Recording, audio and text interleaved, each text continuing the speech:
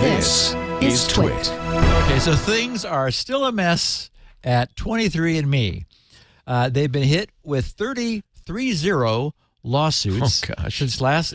Yeah, I mean, and you know, people take their DNA as a privacy issue. Who would have thunk? Mm-hmm. So anyway, this was, last December was the revelation of the breach, which disclosed the personal information, and this is the number that stuns me, of 6.9 million of their users.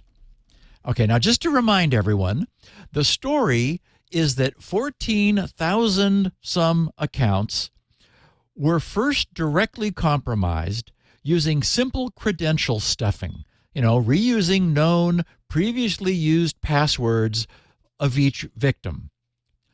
I would argue that this had to be detectable right there, but you won't see what you're not looking for, and nothing else these guys did seems particularly impressive on the IT side, so they apparently weren't looking. They weren't looking. They had their heads turned.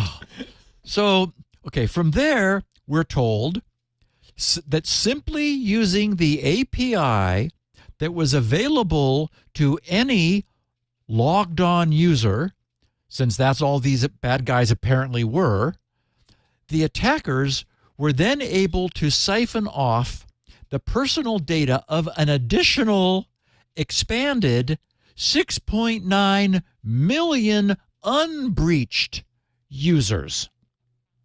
Now, I suppose I'm still skeptical about this explanation because in my gut, I find it difficult to believe that the designers of 23andMe's architecture could deliberately have set things up so that anyone logged into their system could have direct access to, on average, the personal data of 493 other members.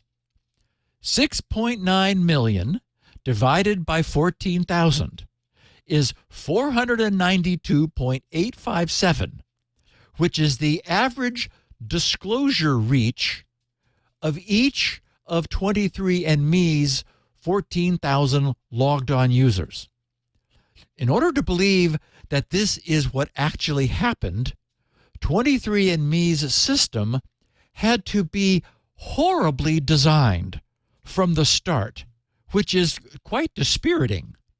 And then, in the wake of this catastrophe of their own making, adding insult to injury, 23andMe attempted, and I'm sure you saw this, Leo, to change the terms of service for their users retroactively, if you could believe that, to require them to agree to settle any disputes through arbitration in lieu of other legal action.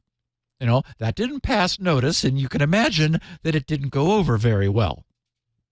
As we know, anyone can make a mistake, but they're directly responsible for their apparently incredibly crappy system design, which, again, if they're to be believed, allowed any legitimate user to log on with their own credentials and then have access to the personal details of, on average, nearly 500 other users who they don't even know.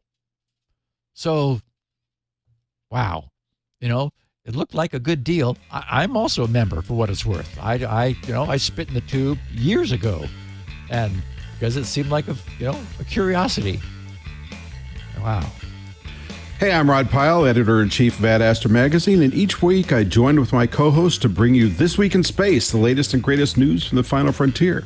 We talk to NASA chiefs, space scientists, engineers, educators, and artists, and sometimes we just shoot the breeze over what's hot and what's not in space, books, and TV. And we do it all for you, our fellow true believers. So whether you're an armchair adventurer or waiting for your turn to grab a slot in Elon's Mars rocket, join us on This Week in Space and be part of the greatest adventure of all time.